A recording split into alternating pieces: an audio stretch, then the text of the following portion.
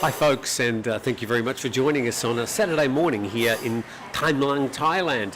Now I'm doing this all by myself at a cafe called Chip Phae Le Le. Now I've been here many times before, but it's a special morning today. Well, not that special really, but a little bit special for all of us, because after 3 years, I've reached 50,000 subscribers. Now that may not mean much to you, given that there are plenty of local YouTube channels that have a lot more subscribers than me. But it is a little bit of a milestone, and I'm very happy to have reached that milestone. So here at Chip Phae Le Le, I have decided I'm going to celebrate with this orange cake.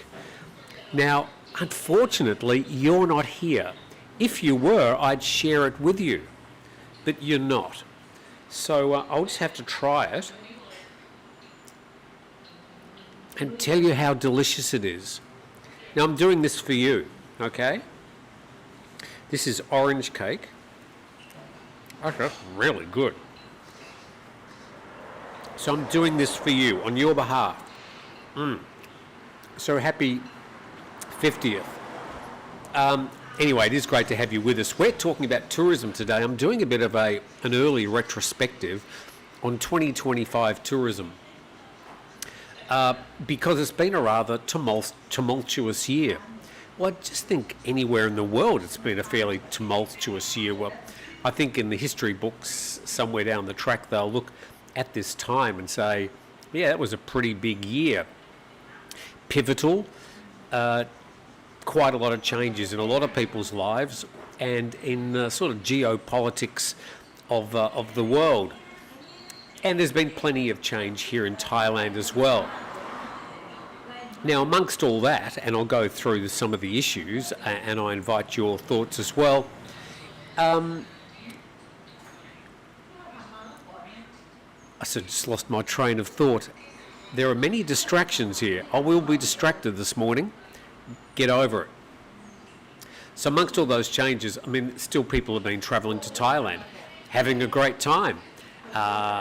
We've had people staying with our beach houses and enjoying the nice things about Thailand, and all these things happening on the border with changes of leadership and other things which I'll get to.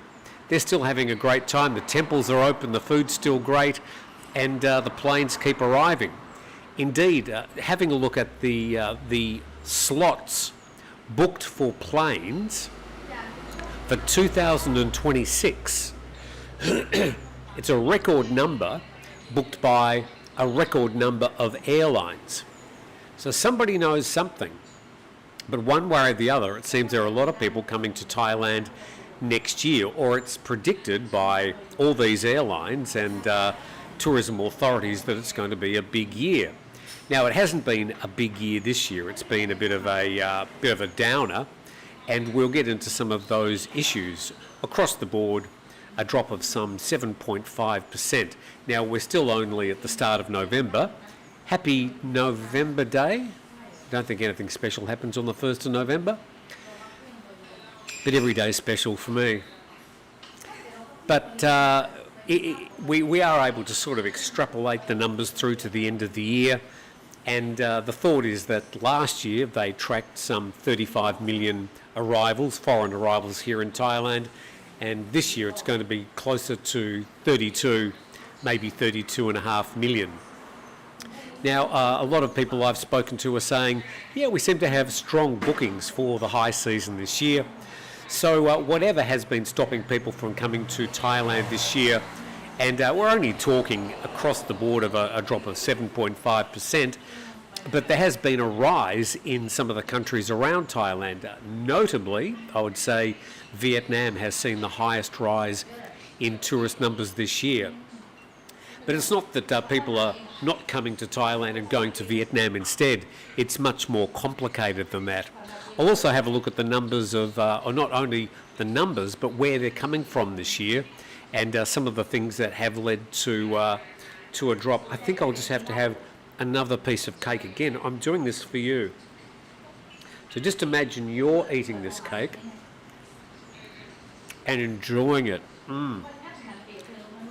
Don't speak with your mouth open, Tim. Don't eat with your mouth open. Yeah, that's good. When you next come to Chip Fair Lele, ask for the orange cake. Very good indeed.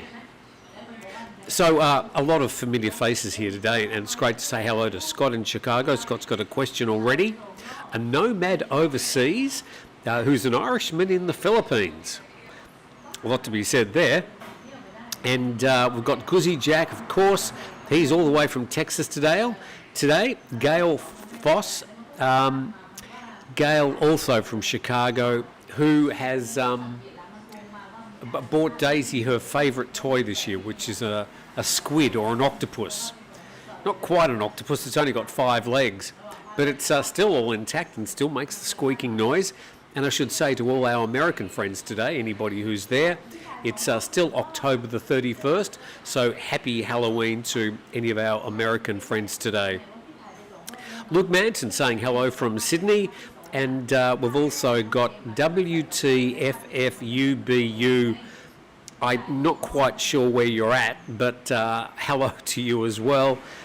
To etc. JRW Polo. Thanks, it's congratulations for the 50,000 subscribers. And Frank Cherry's here. We've also got Escape Chris M. I'm just sort of trying to read these bizarre names on the fly, so I'll probably get them wrong. It's ESC, I'm just saying Escape. Morning from Siam Reap. Off to Koh Rong Samluang. Next week, finally some beach time. Lovely beach there off the coast of Cambodia. And hello, Tim. I made it here 2 times this year. Eileen Morris Duke, great to have you online. And didn't see you in Thailand. I think you dropped in, but we didn't see you this year. But great to have you online as well. Thai Scottish. Hi, Tim, from Edinburgh, Scotland. I mean, this is like the UN. We do this every week. So let me get on to... look, thank you very much, everybody, for dropping in. And I'm going to go through some of the things that have happened in Thailand and try and put together the puzzle that has been Thai tourism for the year. And we should remember that we started this year with Paetongtarn Shinawatra as the Prime Minister in Thailand. Thaksin Shinawatra was out of jail and was, doing speeches at big forums and getting on the phone and perhaps paying a part in Thai politics, which he really wasn't voted to do, but he decided he'd lend his immense wisdom and experience to anybody that was prepared to listen. Now, as we get into the start of November, Thaksin's in jail with no signs of him getting out, the reasons which would take me half an hour to describe. And his daughter, Paetongtarn, who was the Prime Minister, is now not only not the Prime Minister, she was dismissed by the Constitutional Court for reasons which, again, are sort of quite complicated, but we might sort of get or touch on some of those soon. But she's also stood down from the leadership of the Per Thai Party, and we've got a new leader of the Per Thai Party, and that person doesn't have a surname of Shinawatra. So over the past 10 months here in Thailand, we've seen a fall from grace of the Shinawatra family, who lorded over Thai politics for some 2 decades, or more than 2 decades. And that seems, at this stage, to have come to a grinding halt. Now, politically, that means quite a profound change. So we're now under an interim leadership that's only got a 4-month term, for reasons which are very complicated, which most of you would know. There will be some sort of election, it's thought to be in March or April next year. And I think everybody knows who's going to get the highest number of MPs in that election. And we will have a new government next year, one way or the other. And we can make some projections about that on some other video. Principally today, we're here to talk about tourism. And Chamnan, this is Steve's friend. And hello to Steve if you're watching all the way from the United States. See if Steve chimes in. Steve's over in Iowa. I dropped him off at the airport was Monday this week? I think it was Monday. Sunday night, Monday morning. Anyway, whenever it was. Now I was thinking, now Steve's got a long flight ahead of him. Is he going to turn around and call me up before he checks in and says, "Oh, come and pick me up, I'm not going to do this"? But no, he's ended up in Iowa and happily reunited with his 93-year-old mother. Hi, Betty, if you're watching. And his friend Amy and all his other friends. I'm sure he'll have plenty to say, although he hasn't bothered to tell me anything about his time over there in Iowa. So, we've had a change of Prime Minister and a change of government here in Thailand. Not that really anybody would notice. There hasn't been any sort of sudden veer one way or the other with politics. Probably the most profound thing would be that the proposed casinos, that's now been completely scotched. It's been put on the shelf indefinitely. Thailand will not have casinos. And that word casinos, in brackets, scam centres in Cambodia, really has overshadowed almost everything in the regional politics for this year. Perhaps hasn't made its way onto the front pages, although I've been trying to do my best to alert people about this problem, but it's certainly gathering pace, and I'm sure you know that we'll be getting to that a bit later. So what else have I got on my list? It's okay, it's only going to take me an hour to get through this. On July the 24th this year, Cambodia decided to fire some shells into Thailand. Now that was the first salvo in what became a sort of a 5-year battle. But before that, there was a Cambodian soldier who was shot at a temple in Thailand, and that's thought that probably precipitated the reaction from the Cambodian army in firing those first shells. Now, some 16 soldiers and 14 civilians died in that 5-day conflict. Exactly how many soldiers and civilians died on the Cambodian side has never been officially reported. It's thought to perhaps be in the hundreds, but we may never know. Nothing official has been announced by the Cambodian authorities. It also launched a wave of nationality, huge nationality, ultra-nationalism on both sides, and trolls and misinformation continue to this day to be shared online, and the discussion about who's at fault and where the border actually lies. And if it was a distraction, this whole border dispute, I believe it was a sort of a high-level distraction. It certainly worked, because a lot of Thais and Cambodians have been stirred up into a fervour of completely overreactive nationalism and caused a lot of misinformation, and that sort of continues.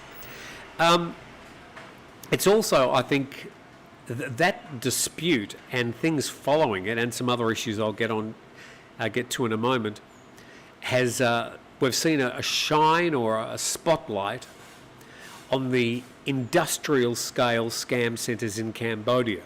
Now, we've known about these scam centres. I've been talking about it for the past couple of years, and the methods they use, and the fact that a lot of people are kidnapped to work in these scam centres. So you've got quite a few levels of victims, from the people who lose their money. They're the ones who are scammed. Many of the scammers, not all, but many are also victims, that they've been enticed to work in these scam centres on the basis of highly paid professional jobs, only to find that they get their passports revoked or passports taken from them, and they're forced to work in these scam centres. And I think we all know what's going with that, with the romance scams, the investment scams, and the pig butchering. If anybody sort of wants any further information about that, I'm happy to tell you more about it. But again, I've spoken about it many, many times, and we, I think, now know a lot more about these industrial scale scam centres, especially in Cambodia, enabled by the government, enabled by authorities, enabled by a lot of, well, I suppose, huge private concerns. Many of them, because these scam centres are buildings and they need infrastructure, and they need desks and tables and computers and internet, have been funded by Chinese money.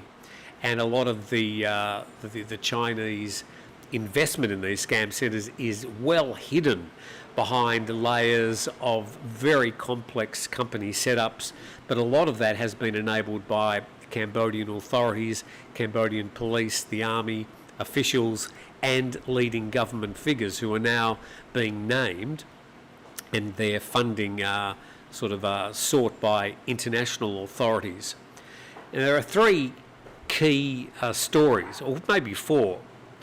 Yeah, I've got three here. But it started this year, and we talk about Myanmar, and I asked the question, how much has the publicising or the understanding of these scam centres, mostly on the border areas to the east and the west of Thailand, has caused people to think, maybe I won't go to Thailand. Now, for the Chinese, it's had a profound effect, because there was a Chinese actor, I think he was 22 years old, called Wang Xing, and he came to work in a highly paid modelling job here in Thailand.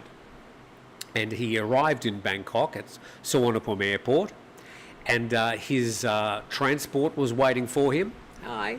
And he jumped in the van, and they said, we better have your passport so we can just check.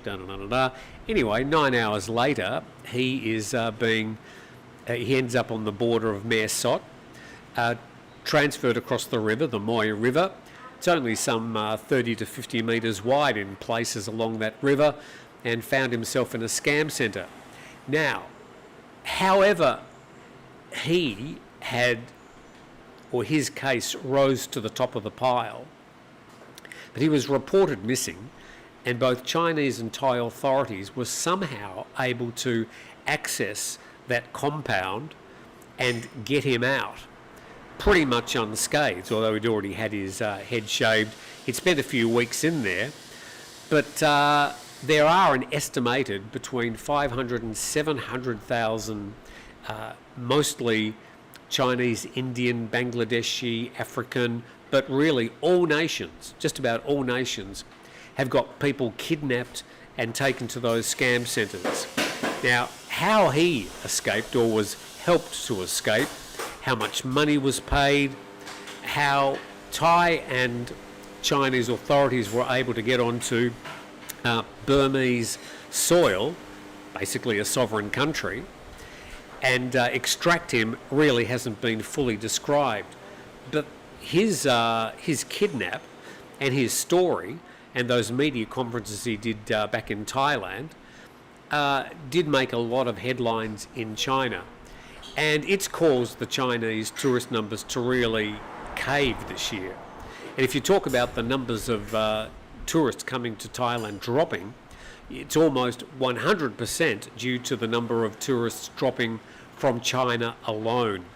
In some cases, up to 45% drop in some areas of Thailand, a drop in Chinese tourists who have, now I've got the numbers here, which I'll talk about later, have driven the whole tourism situation in Thailand for the last decade or longer.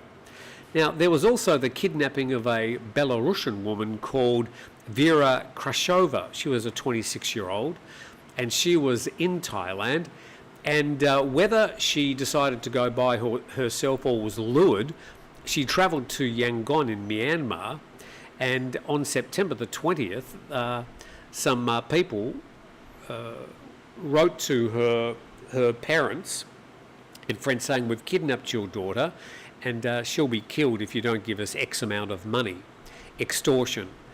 And days later they said, well, she's been killed, and if you want her body, you've still got to pay X amount of money. Her body has been found, and she was lured over there. Now, the Thai immigration authorities say she left of her own volition. She claimed, or sorry, not her, her family claimed that she'd been lured to Yangon, obviously on false pretenses. There was also in September this year, there was the body found of a South Korean called Park Min Ho. He was a 22-year-old. He applied for a job in Cambodia, a high-paying IT job, only to find himself in one of these industrial-scale scam centres in the Poi Pet area. He was then transferred to Kampot, to another scam centre, because he said he wouldn't comply. He contacted his family. There was also some ransom demanded from him. His body was found in the Kampot province of Cambodia, and the Cambodians actually, the people who trafficked him and murdered him, gave quite a graphic description of how they tortured and killed this man. Now, South Korean authorities were not particularly happy about this, to say the least, and they demanded answers from the Cambodian government. They stopped any travel of South Koreans from Thailand to Cambodia, and they basically threatened some sort of invasion unless something was done. Now, there were also hundreds of South Koreans identified as being stuck in these scam centres, and there's now high-level talks between the South Korean and Cambodian governments to try and get those people out. So a lot of bigger players now being dragged into this. The United States have confiscated a large amount of Bitcoin from one Chinese, although he's got a Cambodian citizenship, investor. He was running the company, the Prince Group, and some, I don't know, I think it's 5 or 6 billion baht, $1 billion, of Bitcoin has been confiscated from him as they try and track him down. He's still on the run. So all these issues, I think, keep on adding up. This is sort of a drip, drip, drip that's just continuous and causing a lot of people going, gee, is it safe? Now, even though these murders that I spoke about happened outside Thailand, there are links to Thailand, because a lot of these people are lured into Thailand for these jobs, where they get kidnapped at the airport and then taken over the borders.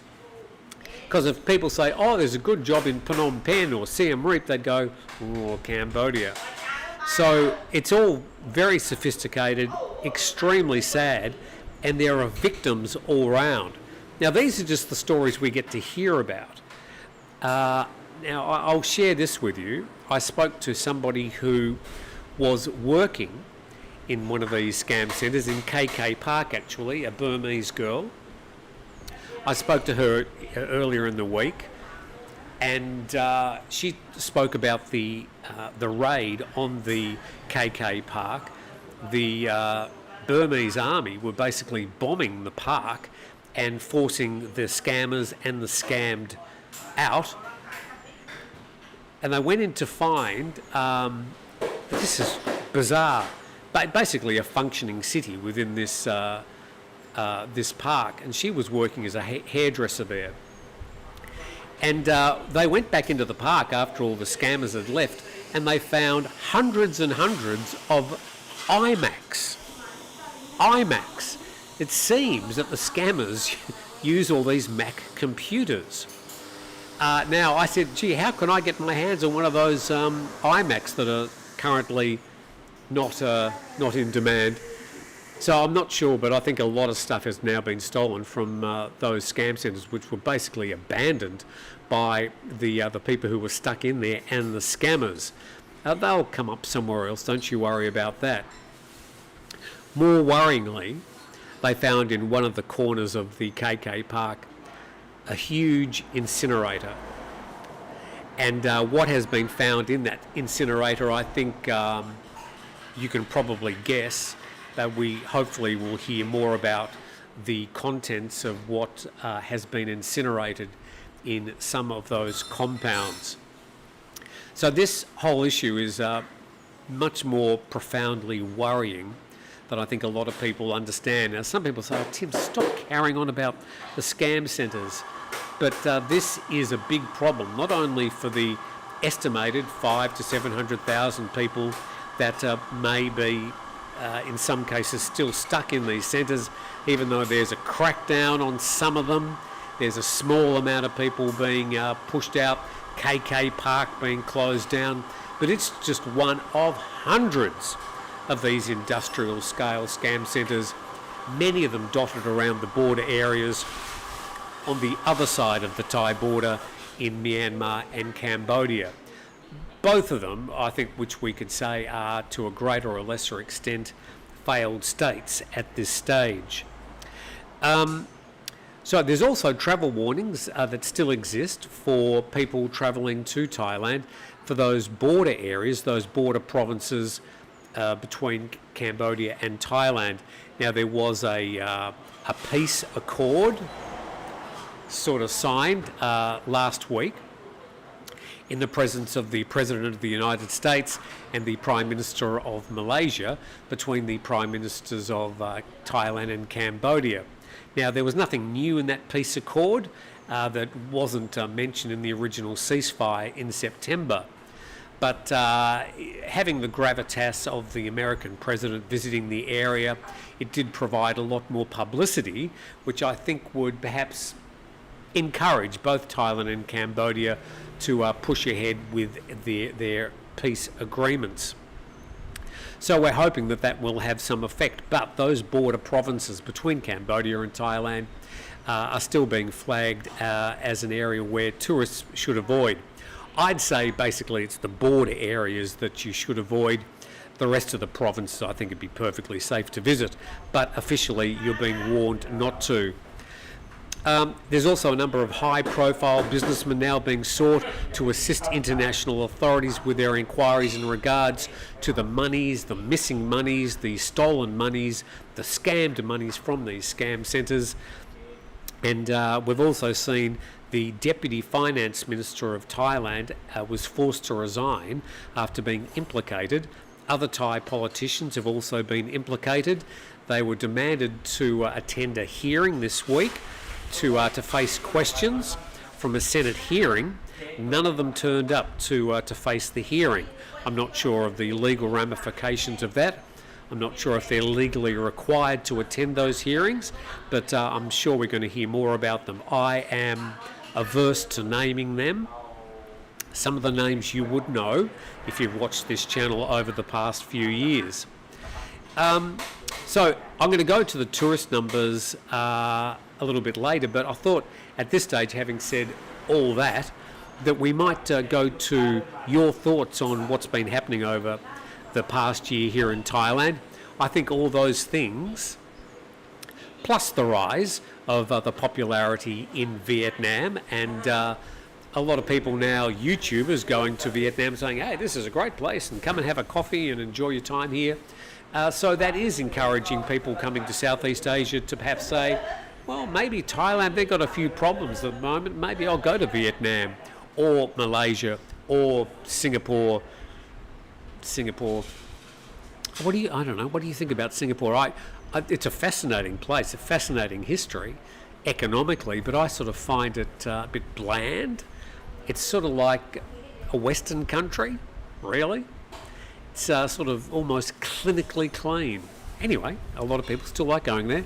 So thank you for all the people that have joined in on our program. I didn't actually count how many programs we've done. It'd be well over 1,000.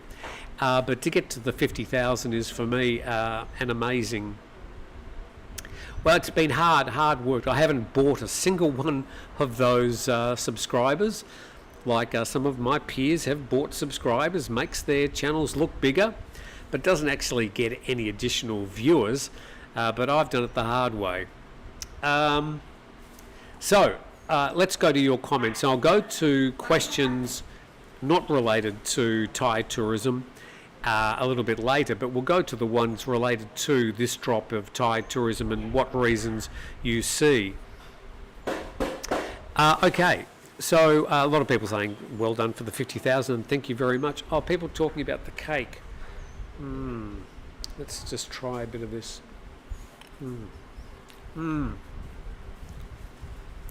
Very orangey. Oh, I wish you could enjoy some of this with me, but you can't. Yum, yum, yum.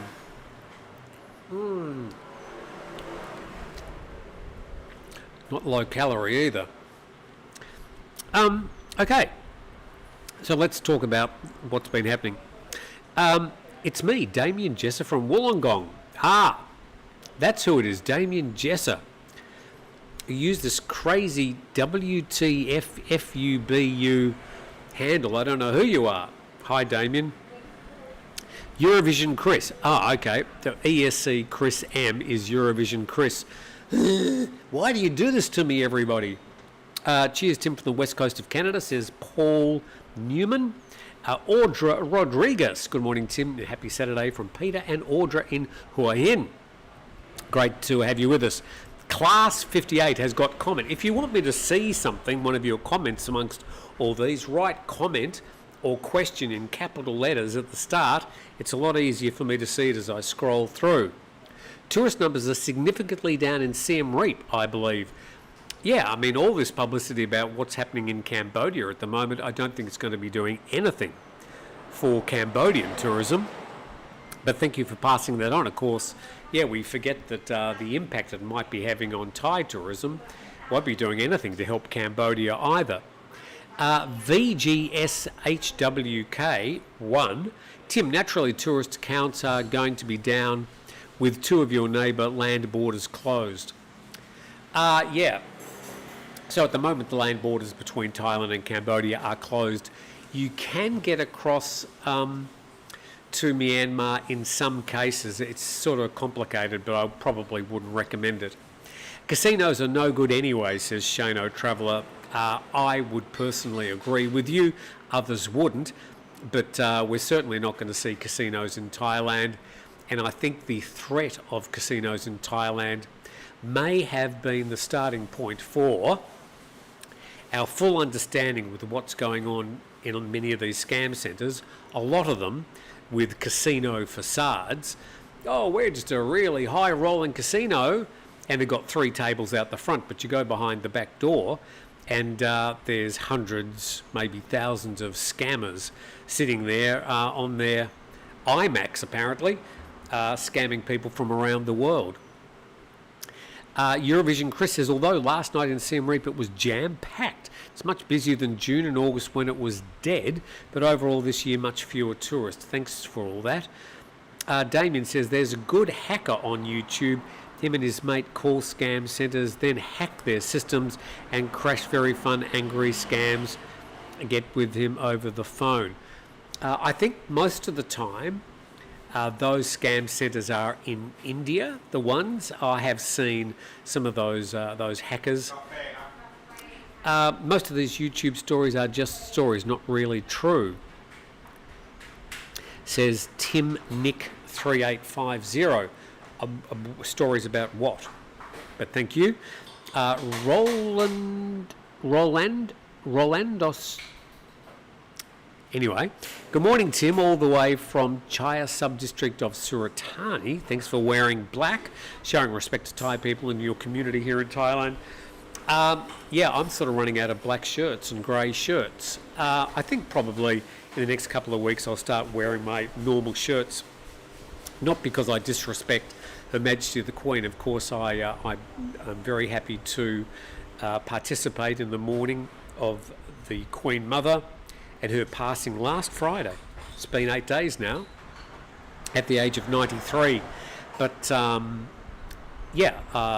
think our mourning can be shown in other ways besides just wearing black. I think it's a part of our behaviour, our manner, the way that we treat Thai people, especially if we see them at temples or if they're in their shops and they've got a portrait of Her Majesty on display. If they are wearing black, then I think we just need to show due deference or even recognise or acknowledge that they are mourning just out of good manners. Hard to find these days. He does it live. You watch him live doing it. Doesn't seem fake. Okay. Okay, right. I'm watching baseball. It says trip on this. Okay. Who's playing? Who's winning? Stuart Lovell says, Trip, who won the baseball?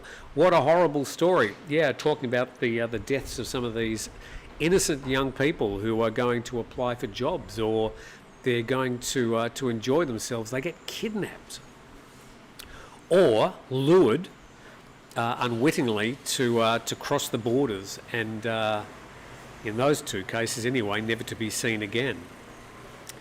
Okay, Roger Wilco. Hi, Roger, and thank you for the stories you've sent to me during the week. Hun Sen and family seem to have no moral compass when it comes to making money from for their own means, and unfortunately, the everyday Cambodian people get little benefit from it. Yeah, the relationship between Hun Sen and his son, who is the current Prime Minister of Cambodia, Hun Manet, and Thailand's Shinawat family, I think there are going to be books written about that in the future, and to what extent that Hun Sen may have been involved in the downfall of the Thai Prime Minister, I think again will not be fully understood until the shadow sort of lifts off many of the dealings of Cambodian officials in these scam centres. Although he focuses mostly on the scammers based out of Kolkata.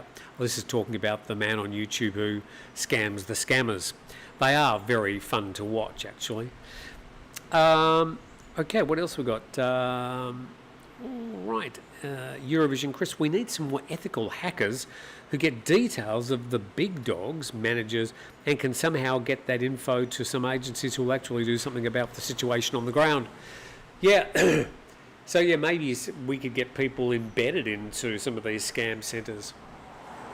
Be assured that what we're seeing with the publicity of these foreign countries and foreign entities getting involved, that these scam centres are just going to shift their operations.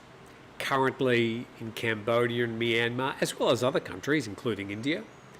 But the focus has certainly been on these Southeast Asian countries and the scam centres, and they will just move their operations somewhere.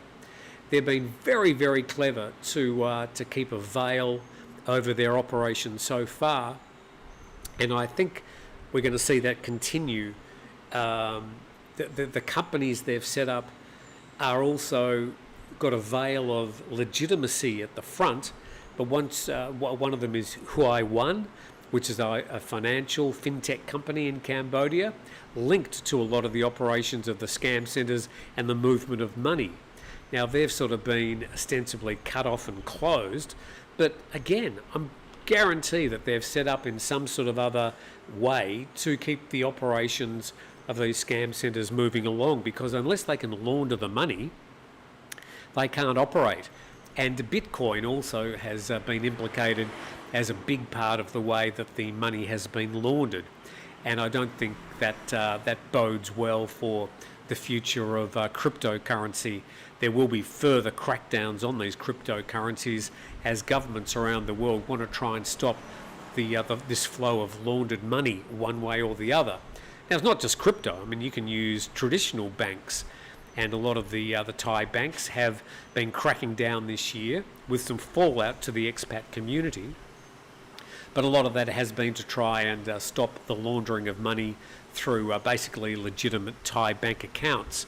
So it's not just crypto, but crypto provides an extra level of secrecy, I suppose you'd say, and mystery to what's happening to these monies. Kenajika.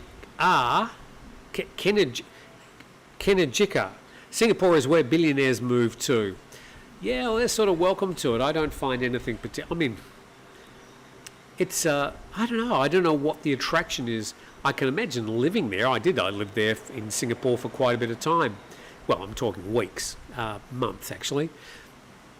But it's, clean, it's efficient, it's expensive, but it doesn't sort of really have much personality. It's just the way I see it. Eurovision Chris, I'm one of the weirdos that loves Singapore, and it's another place I'm sad I've missed the time round in Asia, but maybe I'll get there for work when my sabbatical is over. Piezu says long-haul flights to Thailand jumped up in price. Yes, I think the long-haul flights have jumped up, but flights and costs of just about anything have jumped up. Inflation and rising costs is not unique to Thailand. Flights to anywhere in the world, you can still find bargains, but generally the cost of flights has gone up. Piezo says tourist prices have also increased. Thailand is not a cheap option anymore. Well, yeah, if you're looking for cheap, then maybe you could go to Rwanda or, I don't know, some Goa in southern India. If you just want to go, if your aim is to find the cheapest place in the world to live, then Thailand perhaps isn't the cheapest anymore. It's still inexpensive though when compared to a lot of other countries. Probably the most frequent comment I hear from the visitors to my beach houses is, wow, aren't things cheap here in Thailand? Or conversely, gee, things are a lot cheaper here than my home country. So I think things in Thailand are still quite inexpensive when compared to the rising prices in many other countries. Confucius, yes, Changi Airport is very impressive. Changi Airport is my favourite airport in the world. I would go to Singapore just to go to the airport.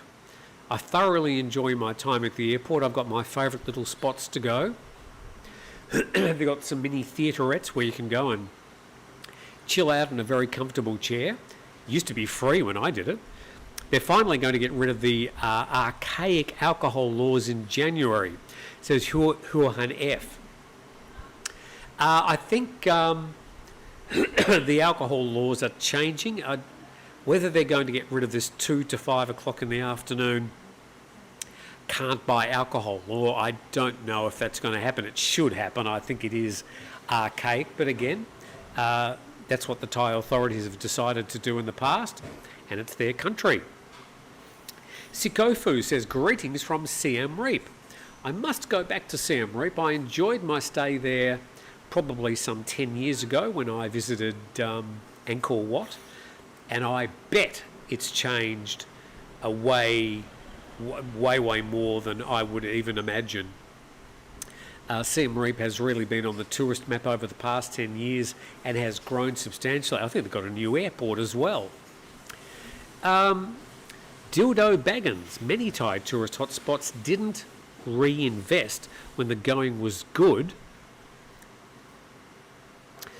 The expectation was the golden goose would continue to lay eggs. Plenty of places that fail to offer a decent return on investment. Money walks. Okay, thank you for that. Muang Saka says, question. I sent you an email about scam centres on the border around Mae Sot. Did you get it? I sent it to your Gmail account. I don't recognise your name, sir, but I get 10, 20 emails a day from viewers, and I try and respond to most of them. If that was the one about the story done by Asian Boss, yes, I did get it. Strangely enough, I was watching it when I actually got the email. I'm a friend of Stephen, who is the man behind Asian Boss, and his background on the scam centres in Cambodia was excellent. You're talking about Mae Sot, so that's the Burmese border. No, maybe I didn't get it. I'll have a look when I get home. Thank you in anticipation. Thailand Vic says, congratulations on 50,000 subs. Oh, having read that, I think I'll have to have another piece of cake. I'll tell you what it tastes like.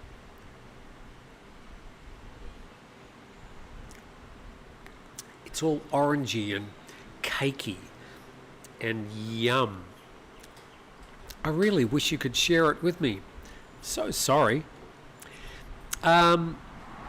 Casino, the easiest way to launder why certain people are banned from some. Dildo Baggins, back again, similar, but end of the month, judging by the availability of Airbnb, assuming low for typical busy season. I'm 80% booked for the high season. Question from this person, from Muang Saka. Oh, no, I've already done that one. Does anyone know what the tourist levels are like in Chiang Mai currently? I'll be arriving in a couple of weeks. I think Chiang Mai, like a lot of places, is a bit down at the moment. I'll just finish with these numbers, and it looks like this year tourist numbers in Thailand will be about 32 to 32.5 million. Last year we ended up with about 35 million. So that's about a 7.5% drop in total tourist numbers for 2025. Now it'll sort of go up a bit, down a bit, but that's what they're projecting for the end of this year. The top arrivals this year have been from, number one, Malaysia, an easy week away, an easy weekend just across the border. China, number two, even though they've had an up to 45% drop in tourists this year, they're still number two. India, then Russia, then South Korea. That's the top 5 arrivals. Now we go back to 2019. This is the last year of full tourism to Thailand before COVID-19. China, Malaysia, India, South Korea and Russia were the top 5. So not very different. Back in 2015, it was China, Malaysia, Japan, South Korea and Laos. Laos, again, an easy weekend away for those people just popping across the border into Thailand. The big thing back in 2015, this is 10 years ago, was that the Chinese arrivals that year were 3.5 million. Second, Malaysia, was 1.4 million. Number 3, Japan, 575,000. So China was so far in front, it was almost half the tourists coming to Thailand were from China. So that situation has radically changed, and all because of the publicity of that Chinese actor whose name eludes me, Wang Xing, in January this year, and his return to Thailand and then back to China. And the story he had to tell about the scam centres, that has really been responsible for this up to 45% drop in Chinese tourists, and that amount of Chinese tourists is almost the whole drop of 7.5% of the tourists in Thailand. So it's really that drop of tourists in China that has caused this drop in total tourist numbers in Thailand. And other numbers, things like visits from the UK, visitors from Europe, visitors from not America, they've dropped, but Australia and New Zealand. Australia, New Zealand, Europe and the UK, those numbers have risen this year. Not a lot, but a bit. But they're not in the top 5, so they're not having a big impact on those total numbers. So that's all I have to say. That's Pla, the owner.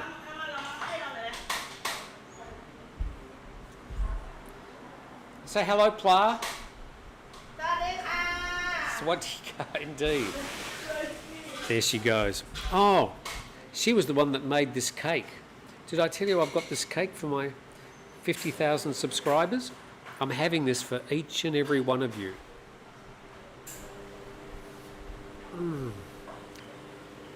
Don't you wish you could be here with me to enjoy this beautiful cake? If you walk in, now what have you got 10 minutes to go. If you walk in the next 10 minutes, I'll buy you one. Okay. Just moving down. A question from Scott. I remember one time a couple of years ago when a screenshot of yours displayed over 1,000 emails you received in a single day. What's your average and how much time do you spend? Okay, well, I don't get 1,000 emails anymore. Some days I've had up to 1,000 comments in the comments section. These days I'll probably get, the last month has been very difficult, by the way, probably my lowest months I've ever had. Even from the early days I had more viewers than I've had over the last month. So the last month, I think the topics I've done have been a bit controversial. Whenever you do anything controversial, your numbers will drop. Because some people might disagree with your take on the news. And for example, the other day we had a story. I was asking why the Thai authorities had singled out Israeli tourists in Thailand. And of course, once you mention people from Israel, there's a lot of, in this case, irrelevant comments made about geopolitical matters. Whereas I just wanted people to talk about why the Israeli tourists in Thailand and why the Thai authorities had singled them out. But yeah, I've lost a lot of subscribers over that particular story. So as soon as you do anything vaguely controversial, you lose subscribers because some people just get pissed off, and the best way they can show that they're not happy with you is by unsubscribing. So I've had about 500 new subscribers this month, but I've had about 450 who have unsubscribed. So you win some and you lose some, but that's just the way it is on social media this day. As soon as you talk about anything, people can take it very personally. If they disagree with your reporting of just a basic matter, oh, it's fake news, unsubscribe. What do you do? So it's a difficult time. If you're talking about, Thailand's best pad thais, or this is what you should wear when you go to a temple, you're probably pretty safe. But there are hundreds of YouTubers doing that stuff very, very well. And I'm trying to cover deeper, perhaps in some cases darker stories about Thailand and the surrounding area. And there sadly has been plenty to talk about. How much time do you spend? Oh, I spend about 2 or 3 hours a day on my program each day. That's actually, I suppose, sitting down and working things out and what am I going to say, and marking up the other stories that I refer to. So but beyond that, I mean, I do spend extra time thinking about it. I might be making a bed in one of the Airbnbs and thinking, now how am I going to say that? What am I going to say? So I probably think about it for a lot longer than a couple of hours. On the topic of tourism, says Eurovision Chris, accommodation costs for me, I compared my hotel in Bangkok in 2023 with this year, exact same date, same type of booking, cost was plus 50 to 70%, hence Cambodia. Sorry to hear that. Sounds like you were being a bit price gouged. Roger Wilco, the Toronto Blue Jays may have to win another extra game because of the tariffs placed on their number needed to win the series. Sorry. Yet I can fly Sydney to LA, return for $990. Go figure. That's from Stuart Lavelle. Look, you can still find bargains if you really want to spend a bit of time. Somebody driving exactly the same car as me. If you want to spend some time online, you will find some cheaper airfares. But across the board, the airfares have risen. Ty Draper says one of the reasons tourism issue is that the country they reside in is the economy of the country they reside in. Just turn my brightness up. In the US, many just can't afford to take the time off or don't have the vacation time. There you go.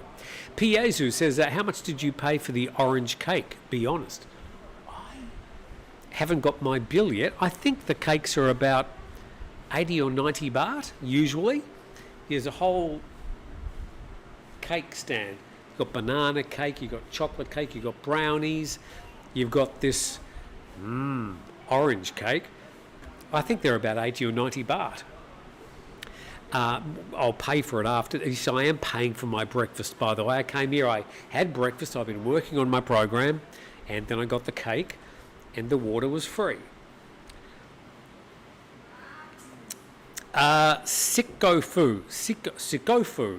Tim, you're correct. Siem Reap will surprise you nowadays, including the paved road from the border to Siem. They're paved. I remember going from the border, Thai border, to Siem Reap. It was a horrendous road. Good to see that it's been paved. And the immigration office at the border. Sadly, I can't cross that border at the moment, but maybe I'll do a road trip. And if I can drive to Siem Reap, that'd be great. Have to check on what sort of license I need. What side of the road do they drive on in Cambodia? 2,000 people are about to tell me. Siem Reap is charming, says Eurovision Chris. My chill-out town instead of Chiang Mai. New airport is nice, but too far outside the city and too big for the amount of people for now. It'll catch up, you can be assured. You got Angkor Wat there. People are still going to flock to see Angkor Wat.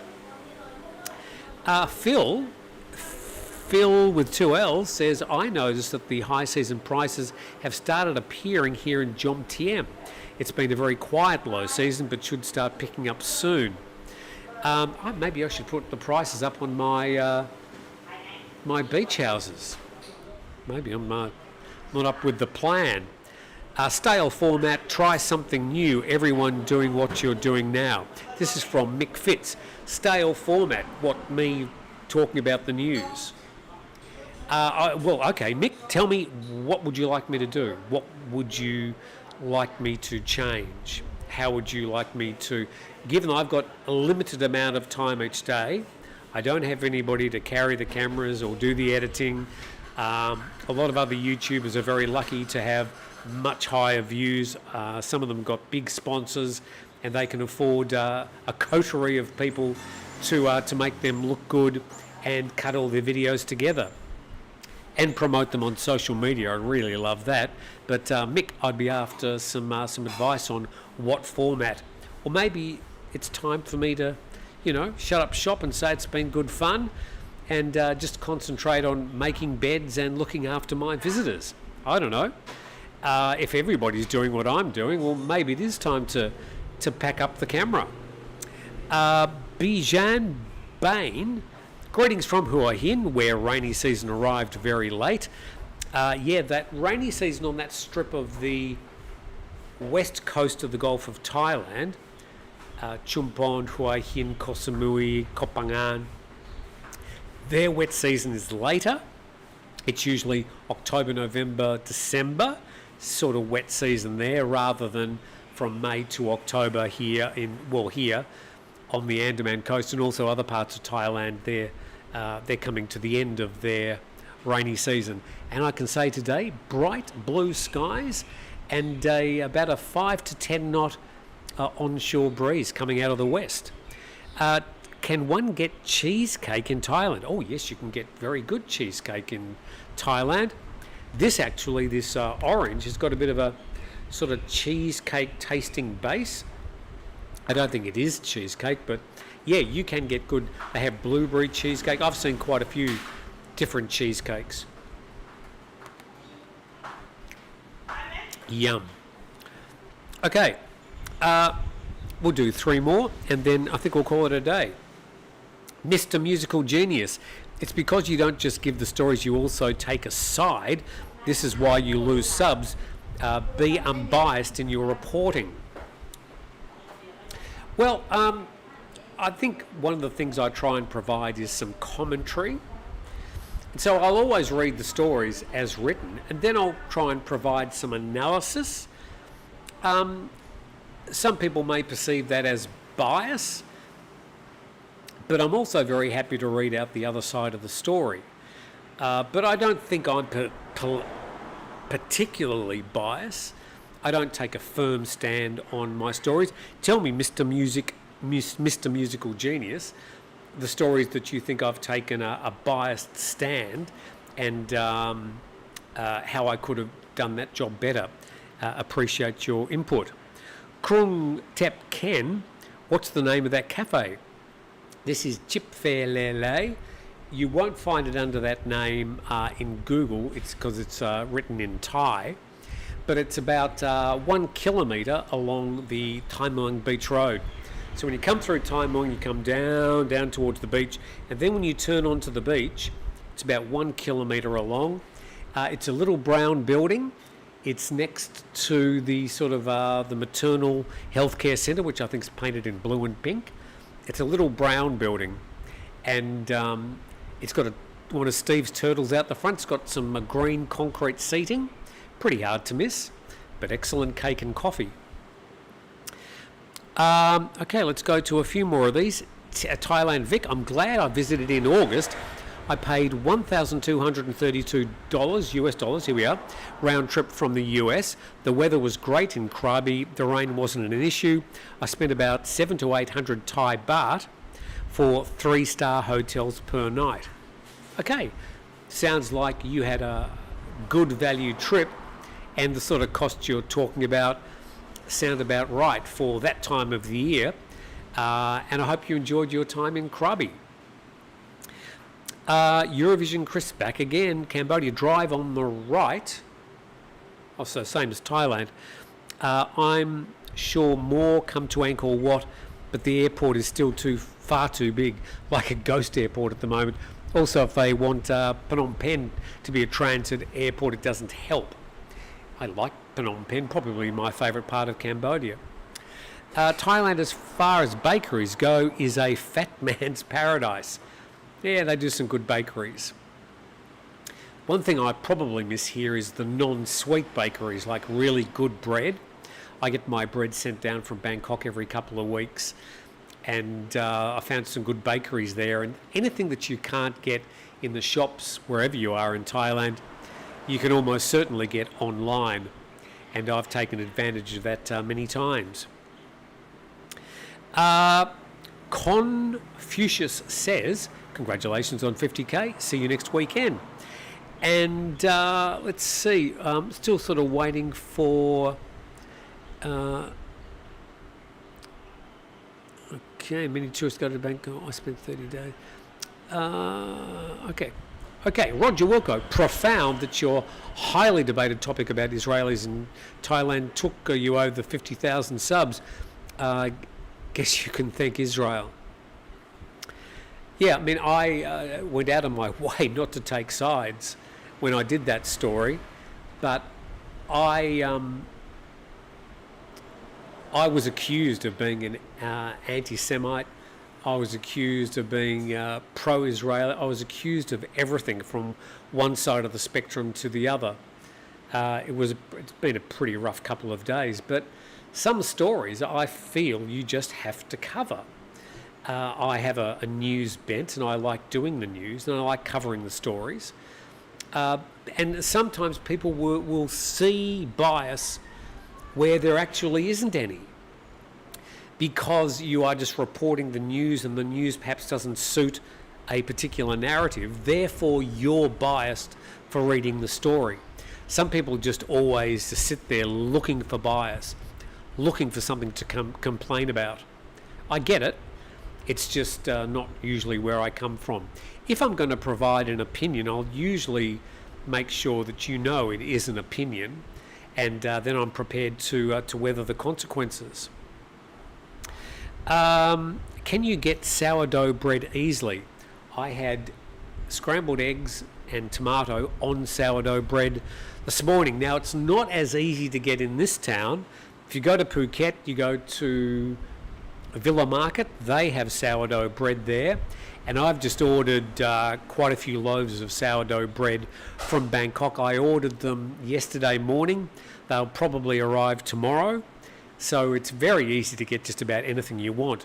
We've also got a new super cheap supermarket opened yesterday.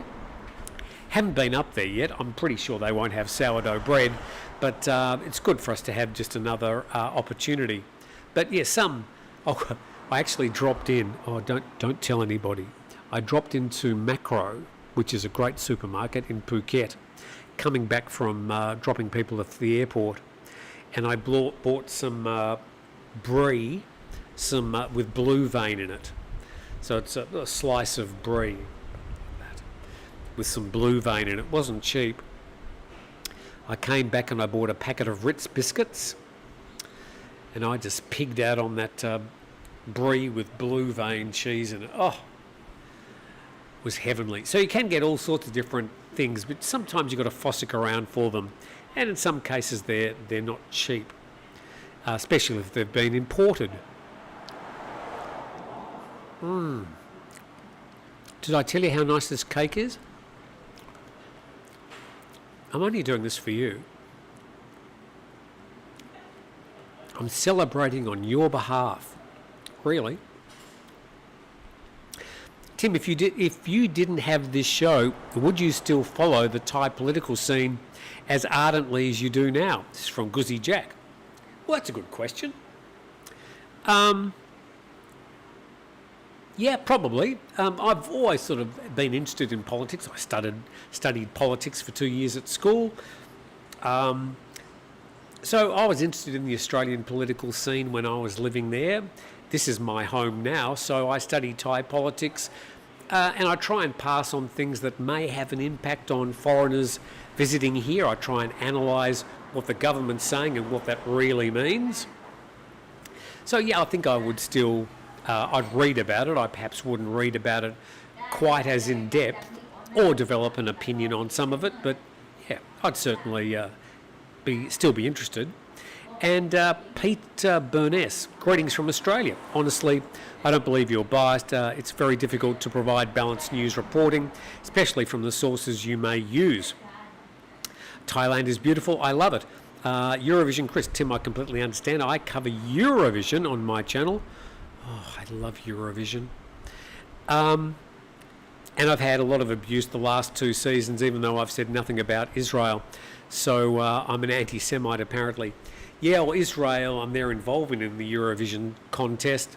As mysterious Israel being in Eurovision as Australia's entry has caused a lot of consternation.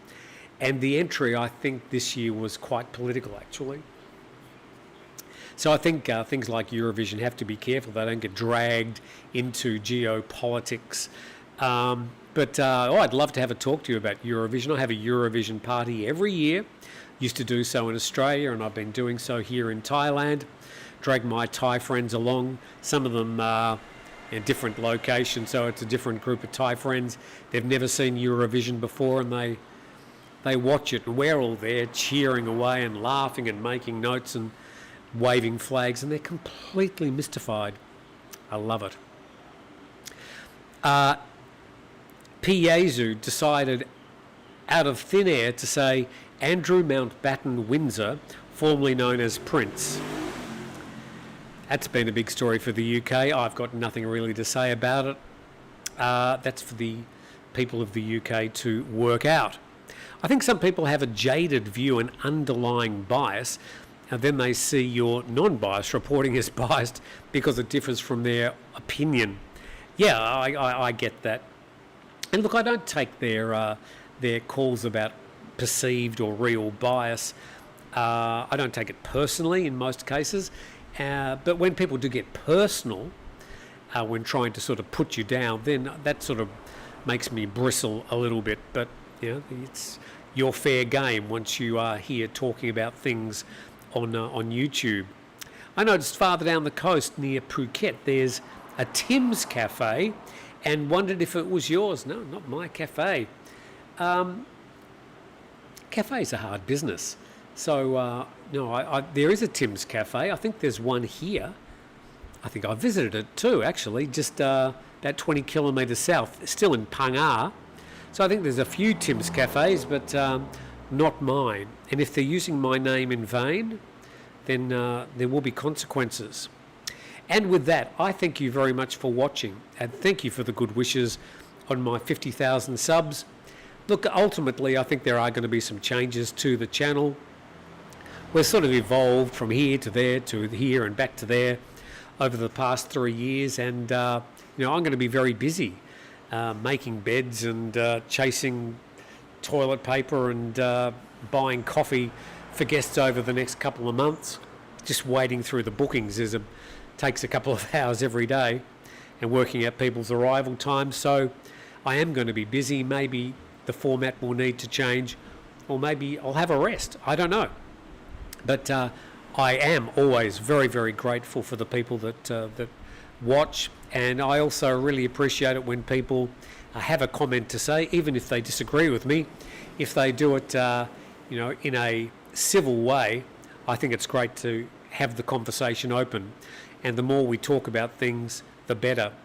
And that's been one of the great things that's been happening over the past week with the visit of the American president to Southeast Asia and East Asia.